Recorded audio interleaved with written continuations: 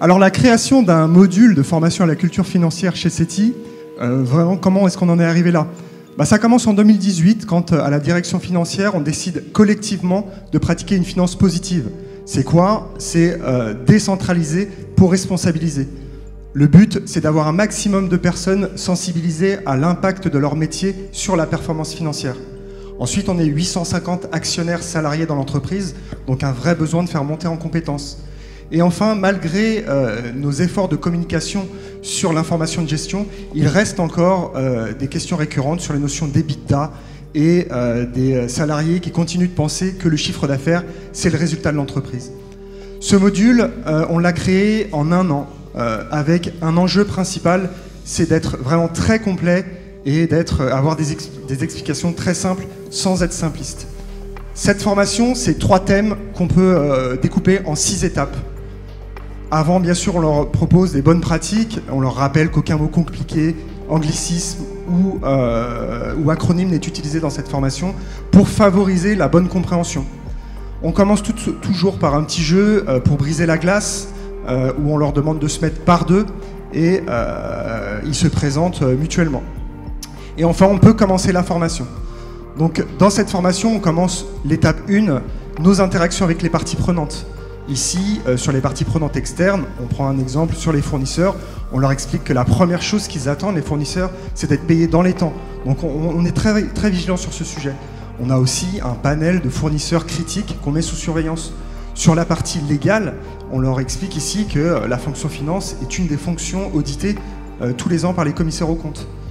Sur la partie interne, on leur parle du moteur comptabilité indispensable à la finance qui alimente le contrôle de gestion, qui certes contrôle, mais surtout analyse en collaboration avec les différents métiers la performance. Et tout ça, on aime à penser que ça contribue à une performance économique durable et c'est ça qu'on appelle la finance positive chez CETI.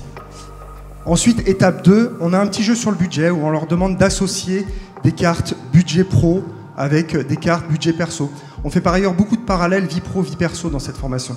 Ici, ça leur permet de savoir que leur budget alimentaire, qui est bien souvent le premier budget d'un foyer, eh bien, dans un groupe industriel comme CETI, c'est les achats matières.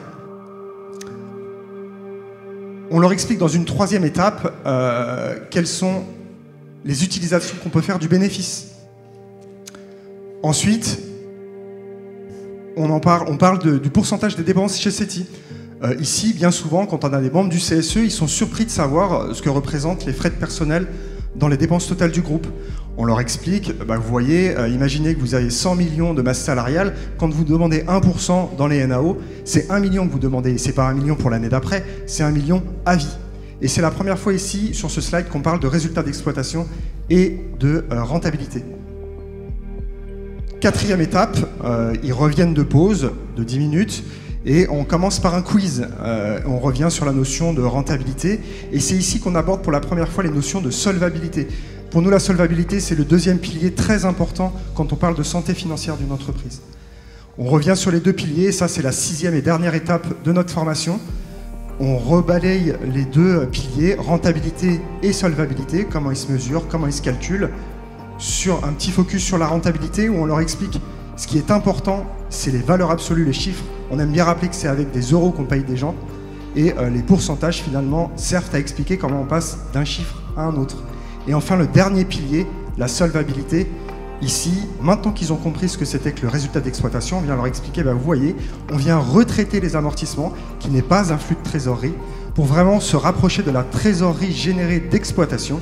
Et parce que CETI a une dette, et on leur explique comment se calcule la dette, eh bien on vient regarder cette trésorerie générée d'exploitation, en combien de temps, sur une année, on sera en mesure de rembourser notre dette, en combien d'années on sera en mesure de rembourser notre dette.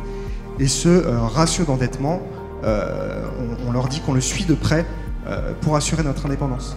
Il reste 30 secondes. Et c'est là-dessus que se termine notre formation. On a un petit bonus actionnaire, un petit slide actionnaire pour aborder les notions de valorisation d'entreprise. Quelques verbatim, parce qu'on termine toujours par un petit tour de table. Certainement un verbatim qui vous fera sourire. J'ai enfin compris à quoi servaient les CAC. Et d'autres qui nous ont un peu plus marqué. Une finance finalement moins austère et très humaine.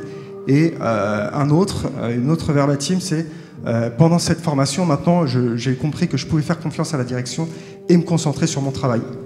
Et je terminerai par des images des sessions où vous pouvez voir des sessions de formation avec aussi bien des ouvriers que des cadres, que des managers, que des fonctions commerciales.